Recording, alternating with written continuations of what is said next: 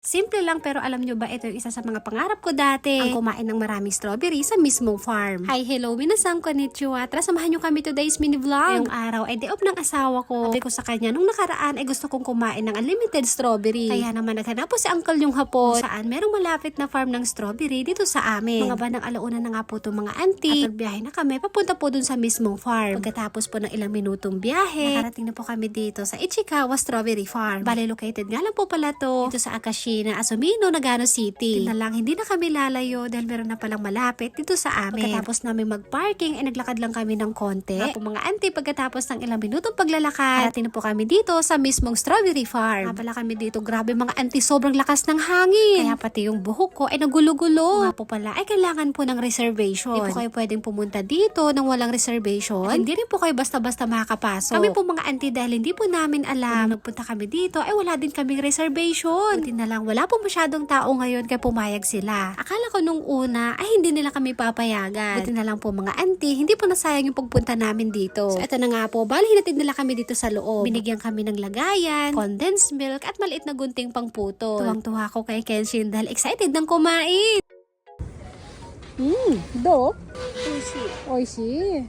Ang binayaran nga po pala ni Uncle yung hapon sa aming tatlo ay nasa 5,900 yen. Kung sa peso po mga auntie ay nasa 2,100 plus. Per person din yung bayad. Sa isang oras ay nasa 2,300 yen. Kapag bata naman ay nasa 1,300 yen. Pwede na po mga auntie para sa isang oras. Kuha na nga kami ng kuha dito na Kenshin. Sa 5 minuto and dami na naming nakakain. Saktong-sakto naman po na favorite ni Kenshin tong strawberry. At kaya rin po pala kami nagpunta dito dahil po kay Kenshin. Sigurado po kasi matutuwa siya kapag maraming strawberry. Bali, meron nga rin po palang timer. Uurasan nila kayo hanggang sa matapos yung isang oras. Libre nga po pala yung unang bibigay nilang condense sa inyo. Tapos kapag naubos po yung condense, kapag gusto nyo pa, pwede kayong lumapit sa staff. Babayaran nyo na yon, yung isa ay nagkakahalaga ng 50 yen. Dahil nakulangan po ako dun sa condensed milk mga auntie, kaya bumili ako ng 4. Yung lasa nga po pala ng strawberry nila dito. Iba-iba yung lasa pero masarap siya. Para sa akin naman, mas lalo siyang sumasarap pag sinasawsaw sa condensed milk. Dahil isang oras kaming kakain ng strawberry. Kaya kaming tatlo, sige po kami ng sige sa kain. Sabi nga po na uncle yung hapon, sulitin namin yung binayad namin. Alam nyo po kaming tatlo, at first time lang namin kumain ng ganito karaming strawberry. Simple lang po pero alam nyo ba, ito po yung isa sa mga pangarap ko dati, ang kumain ng maraming strawberry sa mismong farm. At natupad na nga po ito ngayong araw. Sobrang saya at nag-i-enjoy po kami ditong tatlo.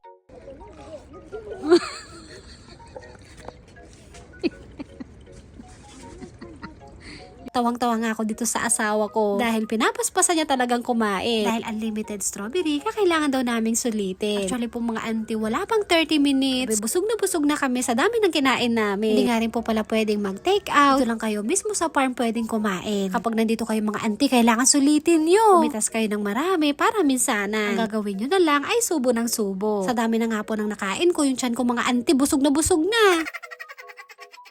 Si Kenshin naman, 30 minutes pa lang, ay busog na daw siya. Hindi na daw niya kayang kumain ng marami, kaya pa isa-isa na lang daw muna. Pero nga rin po pala sila ditong basurahan, na kapag napuno nyo tong lagayan, ay pwede nyong itapon. Buti na lang, wala kaming masyadong kasama ngayon, kaya solong-solo namin. Pwede kaming pumwesto kahit saan kung saan namin gusto. Wala nga rin po palang nagbabantay sa amin, pero kada 30 minutes, ay chinecheck nila kami. Dahil malinis naman tong strawberry, diretso kain na lang kami, hindi na namin hinuhugasan.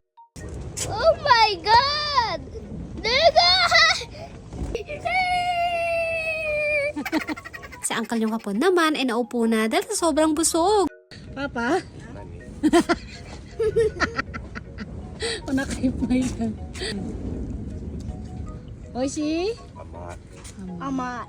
Kahit busog na kami, para masulit po namin yung binayad namin, ay kain kami ng kain. Sabi nga pala ng staff nila dito, etong strawberry farm nila ay hanggang May ata. Kaya sa mga gusto pong pumunta dito, ay magpa-reserve na kayo. Yung pwesto nga pala namin kanina, hindi lang po yung strawberry farm nila, bali marami. Meron din kami nakasabayang kumakain, pero nasa ibang pwesto sila. Meron pa kaming 3 minutes kanina, pero dahil sa sobrang busog namin, ay hindi na namin tinapos. Katapos namin dun sa Ichigo Park, naglakad naman kami ng ilang minuto, napuntahan at makita yung mga pintilda. Sobrang ganda dito, nakaka-relax at ang ganda ng tanawin. Napakalinaw din ng tubig na umaagos dun sa ilog. Pagkatapos po ng ilang minutong paglalakad, ay nakarating na nga po kami dito mga auntie. First time ko lang pumunta dito at makita na maraming fintail duck. At hindi lang yan, dahil meron din ditong mga swan. Buti na lang, sobrang ganda po ng panahon ngayon. Hindi na ganun masyadong malamig. Siya naman, dahil gusto daw niya magpakain, binilhan namin siya ng isang perasong timba at kakahalaga ng 300 yen. Dahil honest store to, kaya ikaw mismo ay maglalagay ng bayad mo dun sa mismong lagayan. Katapos namin magbayad, siya po mga auntie, excited na maghagis ng pagkain.